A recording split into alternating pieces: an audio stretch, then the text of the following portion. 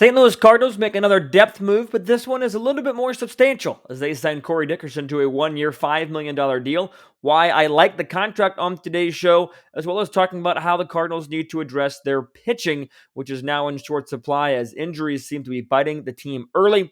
And we'll finish up talking about Nolan Arenado and Paul Goldschmidt. It's going to be a fun day on today's episode of Locked On Cardinals. You are Locked On Cardinals, your daily St. Louis Cardinals podcast, part of the Locked On Podcast Network, your team every day.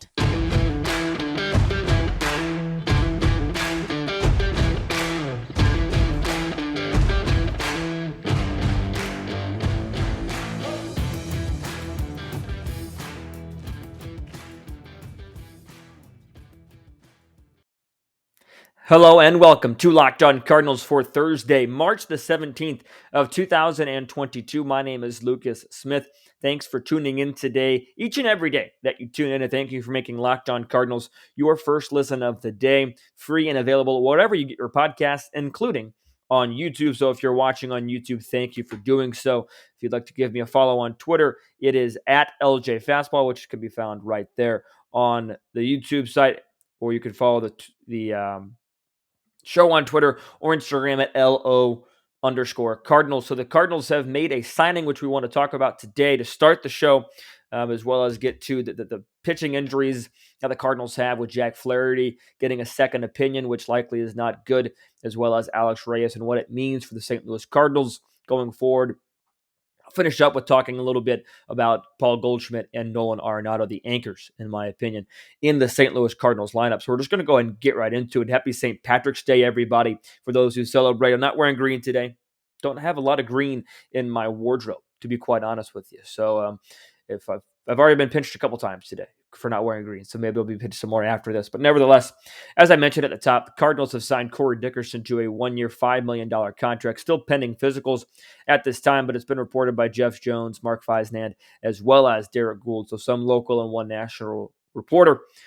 Left-handed bat, Corey Dickerson can play corner and outfield spots, as well as fill in at the DH position. And at first glance, I kind of wasn't a huge fan of this deal. At very first glance, knee-jerk reaction was, why are you signing an outfield-type bat? Why not spend that money on Albert or on Trevor Story or on pitching, which I'll get to in segment number 2. But the more I thought about it and the more I did some research on Dickerson's numbers, the more I saw others post their own research, I was a fan of this move. Bare minimum, you always got to look at what the Cardinals' needs are. They need a left-handed bat. And Corey Dickerson is, of course, a left-handed bat, and he's had some pretty solid numbers over the course of his career. Career 815 OPS, 116 OPS plus, and again, the average for OPS plus is 100, so 116 would be above average. And a career 283, 337, 488 slash line. At minimum, it's a valuable commodity off the bench. Maybe not necessarily a lot of pop power-wise, but when he plays on competitive teams like he did for the Reyes when he first came up, or second team he played for, he puts up pretty solid numbers. He's somebody that, like I said, is a dependable left-handed bat, either as the DH position or coming off the bench. And I believe that it's a solid addition for the St. Louis Cardinals. Now, should the Cardinals be done? Should this be the last move they make? No, but a solid addition nonetheless. And Brandon Kiley at BK Sports Talk also tweeted out these numbers over the last 3 years against right-handed pitching. 263, 339, 468 the slash line, and 114 the OPS plus. So pretty solid numbers against right-handed pitching, which is something that the Cardinals, as I mentioned, by virtue of needing a left-handed bat, need some help with. That's exactly what Corey Dickerson brings. And like I said, same thing with the pitching depth moves. This is not the splash signing that I thought the Cardinals were going to get. This is not necessarily the move that elevates them to World Series contenders, like I talked about last week and even this week. Those are the types of moves I'd like to see the Cardinals make. But this is a depth move that is not just a depth move, if that makes any sense in the world. And if it doesn't, I'll try and explain it to the best of my ability right now. When the Cardinals signed Verhagen and Whitgren, those were plain and simple depth moves. Yes, they're going to play a part in the bullpen. Verhagen can be stretched out as a spot starter if needed, Don Mozeliak said. But it's not like those two were going to be headliners. It's not like those two were going to be competing for a starting rotation spot, right? They were signed so that the Cardinals have depth in their bullpen and as well as depth in the rotation. With the injuries to Alex Reyes and Jack Flaherty, that will likely sideline at least Reyes until past opening day. Flaherty's still waiting on a second opinion. Those depth moves proved to be correct, right? But with Corey Dickerson, at minimum, this is a depth move. Because you also have the possibility of having him being your starting designated hitter on opening day if he's able to beat out Gorman, Yepez, and Nootbaar, who Mike Schultz said Nootbaar will be starting at DH on opening day of spring training, which is tomorrow. So you have another DH option in this sense with Corey Dickerson. And again, is he going to be the guy that provides some thump in the lineup, that provides 25, 30 home runs a year? No, he's not. He's getting up there in age, getting into his mid-30s, but he's a dependable bat from the left side that the Cardinals needed. And I like this move more than I thought I would. Like I said at the beginning, to answer the question, is this the last move the Cardinals need to make? No. There's still work to be done for the St. Louis Cardinals. This could be an opportunity where maybe the Cardinals, yes, I like their team, but they weren't really convinced or sold on their internal DH options.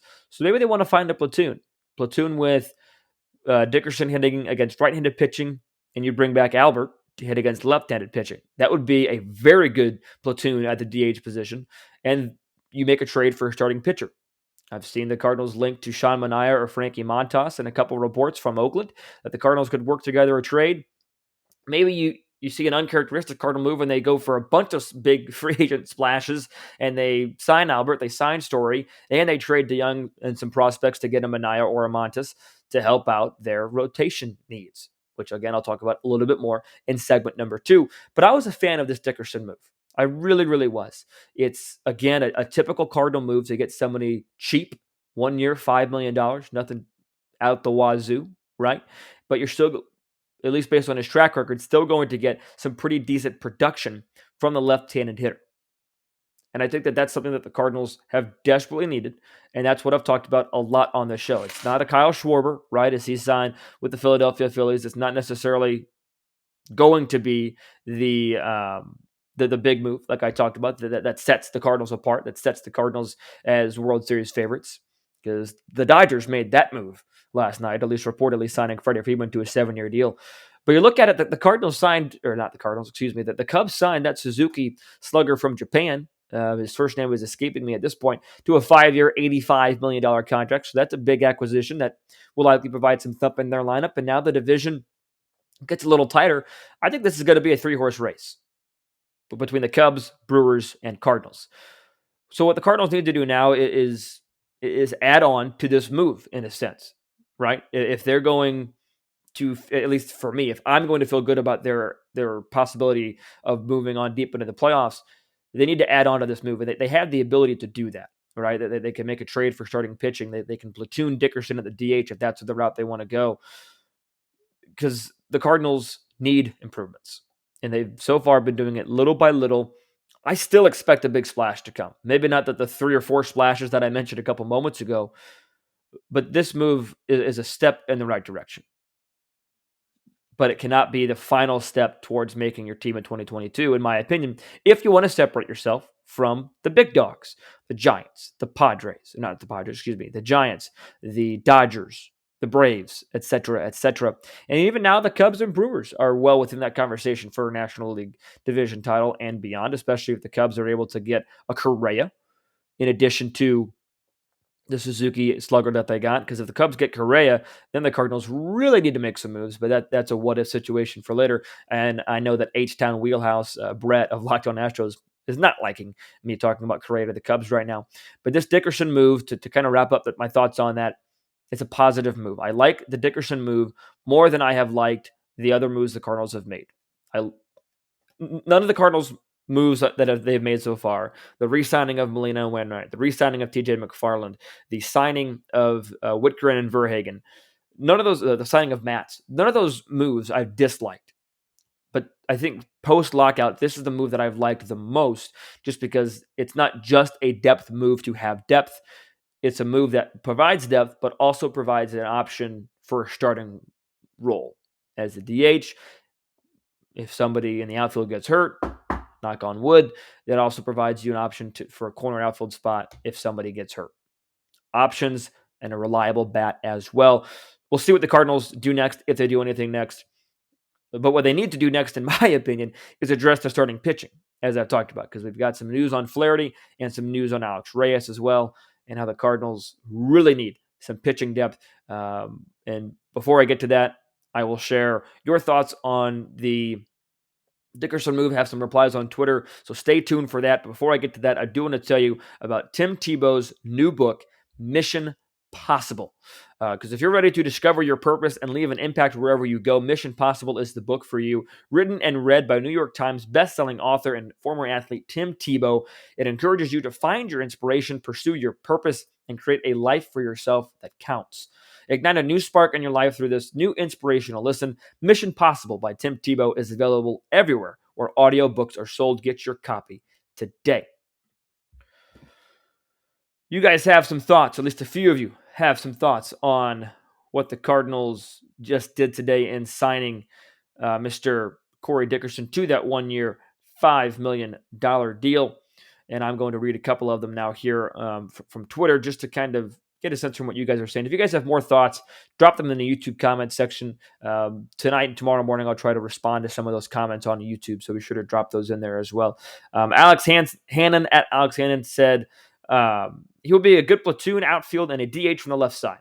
He also played with Nolan in Colorado, potentially trying to sell Trevor on coming to St. Louis more. Ideal situation would be make a trade with either Sosa or DeYoung, Luke and Baker, Zach Thompson for Manea or Montas. And then he responded again saying, if Trevor Story signs. The signing might also mean we're shopping Nootbaar in the trade as well, ? This opens up a lot of possibilities, in my opinion, just like Alex talks about it. Opens up the possibility of getting Trevor Story. I'm not sure how close Corey and Trevor were while in Colorado, but you do have that somewhat of a connection there, or how much they even overlapped, but you do have that option. But like I said in the first segment, this does open up an option for some trades to happen, for some fun things to go around if the Cardinals were able to get things in the works, depending on the asking price for Montas or Manea. I'm not giving up Walker, Gorwin, or Liberatore in any sort of deal unless you're getting, a bona fide tier A person, but even then, just as the Cardinals, I wouldn't do that. But good thoughts there from Alex, responding to the Twitter. The other one, Jonathan Clinton, said, I'm sure we don't have the full picture yet, but it seems a lot of money for a depth piece. If this move isn't followed by a trade, then I would give it an F. We need some stud pitchers for this team this team will be in trouble since there are so many question marks there. Jonathan, I don't know if I'd go as far to give it an F if there are no trades made after this, but I will say that as I've said, there need to be trades made after this in order for this move to be super successful. Because right now, like I said, I think it's a positive move. It's a little bit more than a depth piece, but there are questions in that rotation now. Because the update, as I finally get to the segment number 2 talking point here, Alex Reyes not going to be ready for opening day, dealing with some shoulder pain, and Jack Flaherty is getting a second opinion, or the Cardinals getting a second opinion on Jack Flaherty, I should say, with his shoulder soreness as well, right shoulder soreness. And John Denton of MLB.com said it best, in 27 years of covering sports, getting a second opinion is rarely, if ever, a good thing. I agree with John tenfold there. If you have to get a second opinion, you usually don't like the first one, and you want to see if somebody else has something better to say. We'll see if anything comes out today or in the coming days. I expect it to come out in the next couple of days. You don't want to mess around with it. This is kind of a product of a shortened spring training that we're seeing. Spring training games did start today. Cardinals start tomorrow afternoon. But with those two injuries, let's just for hypothetical sense and for maybe not necessarily a doomsday scenario, but for a kind of a negative scenario, let's just assume here that Flaherty is out, that he is going to miss opening day and say a handful of starts to start the season. That's a problem. Because then you've got your 4 starters. Jordan Hicks might be stretched out as a starter, but with the health, that's what John Mozeliak and Oliver Marmol have talked about. They don't want to impact his long-term health, but they also want to be aware of what they're dealing with from a starting pitching or from a pitching health standpoint in general. But you're going to have 4 starters still, in my opinion, guaranteed spots in the rotation. Flaherty gets hurt. Wainwright, Michaelis, Matz, Hudson. Because in my opinion, the starting rotation today is those 4 plus Flaherty. So you're going to have one open spot. Does Verhagen fill that spot?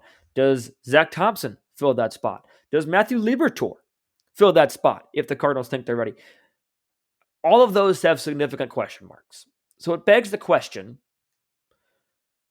should the Cardinals go after a big-time starter on the market? Frankie Montas and Sean Manaea have been drawing interest a ton from a lot of different clubs over from Oakland as they continue their fire sale.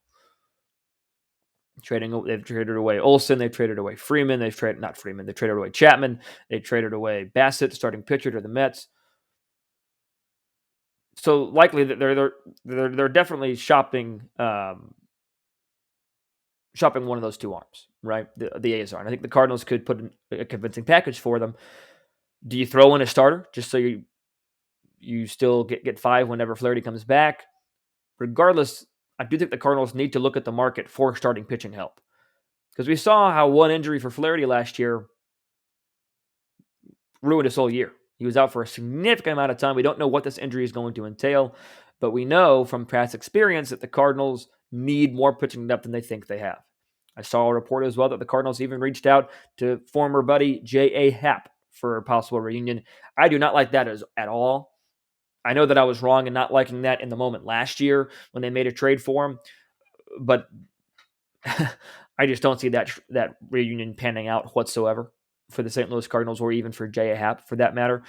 But that tells you that they're aware, that they're trying to make a move towards some sort of trade, and it needs to be a pitching. Because I think that the next move, unless it's like a Trevor Story move, right? No more of this depth move on the offensive part, needs to address the pitching.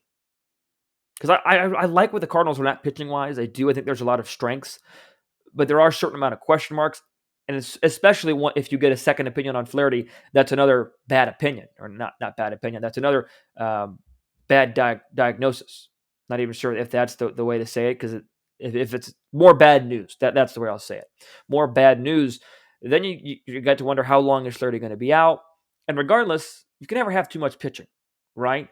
And if you find a way to make that fifth starter a little bit more competitive between a Hudson or a Liberatore, between Michaelis and Liberatore, Hudson, Thompson, if you find 3 or 4 guys fighting for that fifth spot because you bring in another starter to fill in your top couple spots, then you're that much better off, right? So the pitching depth for me now is starting to get concerned because you have Hicks, which is a question mark, even though he is, supposed to be fully healthy, dealt with a lot of injuries in his career already. You have Reyes that's going to miss opening day, and you have Flaherty that's getting a second opinion. It's not good. So like I said, this Dickerson move, positive, like it, solid, nothing too wrong about it. But again, right now, that this whole offseason, if the offseason ended today and the season started tomorrow, I would not consider this a 100% successful offseason. I wouldn't. Because I think that the Cardinals need to add pitching. I would still personally like them to see them add a shortstop, maybe use DeYoung or Sosa in a trade to get pitching. Maybe, for nostalgia's sake, sign Albert since you've got other DH options that you can hit there against right-handed pitching. But I'm still waiting for that splash. Maybe it's false hope. Maybe it's me just, wishing on nothing. But I'm still waiting for a splash. I'm waiting for the Cardinals to make a big move, put themselves in the conversation of NLCS type. And again, the Dodgers are far and away the best team right now, especially with the Freeman signing. I mean, that lineup is ridiculous. Don't get me wrong. But I do think there's a way for the Cardinals to put themselves in a conversation for a deep playoff run. And they have the prospect pool to make a trade if they throw in a couple of major league players as well for a starter. Hearing reports, like I said, of Montas and Manaea from Oakland, other starters on the market as well. We'll see what happens. Speaking of prospects, if you want to listen to Locked On MLB Prospects, that's where host Lindsey Crosby is. He's a prospect encyclopedia taking you deep on the stars of tomorrow. And he's had a lot to talk about recently with all the prospect trades that have happened, the trades that have happened involving prospects, So he's got plenty on his plate right now. Maybe the Cardinals will give him one more thing to talk about, but we will see what happens in the coming days. But I do think because of the injuries that we've already seen in camp, right? And we're pretty close, getting close to opening day, but games haven't started yet. So who knows what more injuries we'll see. Again, knock on wood. But with the injuries we've seen in camp for the St. Louis Cardinals perspective, they need to go out and get some pitching. Two things that the Cardinals do not need: a first baseman and a third baseman. We got year 3 of Paul Goldschmidt, and we've got year 2 of Nolan Arenado, and I'm expecting some big things for them both this year. Talk about that coming up in segment number 3. But first, I want to tell you that this episode is brought to you in part by Rock Auto. With the ever-increasing numbers of makes and models, it's impossible now for your local chain auto parts store to stock all the parts you need. Why endure often pointless or seemingly intimidating questioning while the person behind the counter orders the parts on their computer that they may or may not have? You have computers with access to rockauto.com at home and in your pocket on your smartphone. Save time and money when using Rock Auto. It's a family business serving auto parts customers online for over 20 years. Prices are reliably low for each and every customer, so go explore their easy-to-use website today to find the solution to your auto part needs. So go to rockauto.com right now, rockauto.com, and see all the parts available for your car or truck. Be sure to write Locked On in their How Did You Hear About Us box so that they know that we sent you. Amazing selection, reliably low prices, all the parts your car will ever need. RockAuto.com. For all the static that the Cardinals front office gets, and some of it for good reason, for not getting a big name or making the splash signings or things of that nation or things of that notion, they have made a couple big moves in recent years, right? Trading for Paul Goldschmidt, signing him to an extension. Trading for Nolan Arenado and stealing him from the Rockies and getting a long extension. Those are the two biggest moves of the last couple off seasons, obviously. And in both cases, we saw both players struggle early in their first years with St. Louis. Goldschmidt historically gets off to rough starts. And I think with Nolan Arenado, it was the case of you're the guy, big contract, stressful, pressing a little bit. I think we saw him force the issue a couple times, often in 2021, excuse me. But now I think they're going to get a little more comfortable. Paul Goldschmidt, we saw his numbers. He had his best year overall as a Cardinal last year. Numbers were fantastic. This is year 3 of him. He's comfortable. He knows his routine now as a Cardinal in St. Louis, all that stuff. Nolan Arenado is reported to be squaring the ball up this spring more than he has in previous springs. Who knows how true that is, or not how true that is. I'm sure it's true. Who knows how that's going to formulate itself in the game, but it's a good sign nonetheless, right? So year 2 of these two together, manning the hot corner and the first base position for the St. Louis Cardinals, I'm expecting big things. These two are the anchors in this lineup. Whether they're 2-3, 2-4, 3-4, 3-5, 2-5, whatever it is, whatever order Oliver Marmol says he's going to hit them or whatever he ends up hitting them in, these two are the guys in this lineup. They're the star names. Little stutter there, excuse me. They're the stars, right? You've got Yadier Molina with the pedigree. You've got Tommy Edman that could be a solid hitter late in the lineup. You got shortstop Edmundo Sosa, Paul DeJong, solid, talented outfield. Not at that stardom level quite yet. Maybe O'Neill and Bader are, but not the stardom level that Goldschmidt and Arenado are.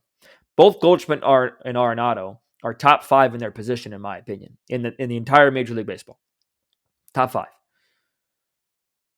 So they're the anchors in the lineup. They need to be the anchors in the lineup from game 1 to 162. I understand slumps happen. They're human. I get that. I'm not trying to say they need to hit 1,000 or that they need to hit 380 the entire year. No. But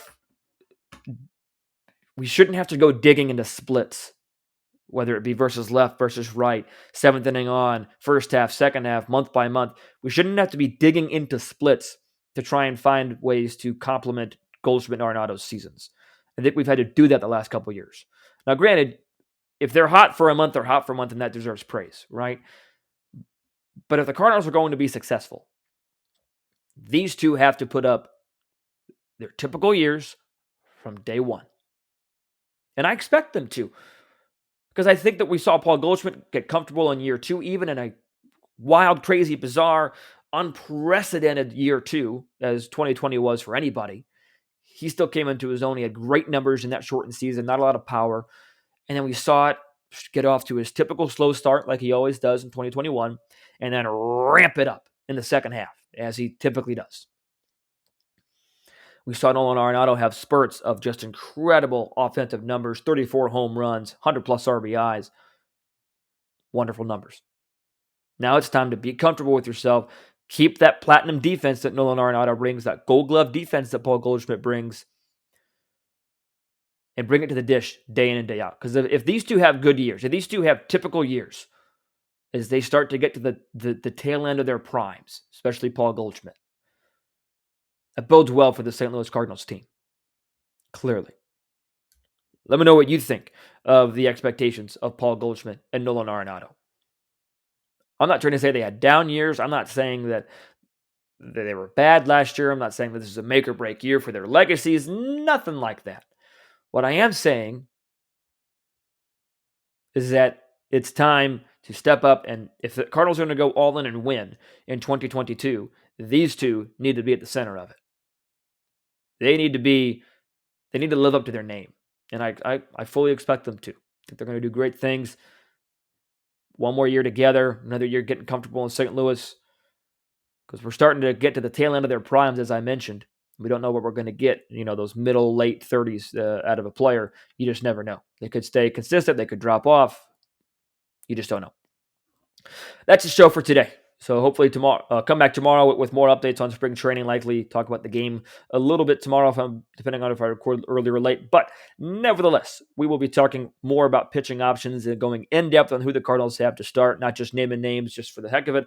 Going in depth to start, as well as if there's any news to break, we will bring it to you as well. Thank you once again for making Locked On Cardinals your first listen of the day. Make your second listen Locked On MLB with Paul Francis Sullivan, but please, oh please, call him Sully, as he brings you his unique perspective on the majors, both past and present. So until I talk to you guys tomorrow, be sure to stay safe, stay well, and have a fantastic rest of your day.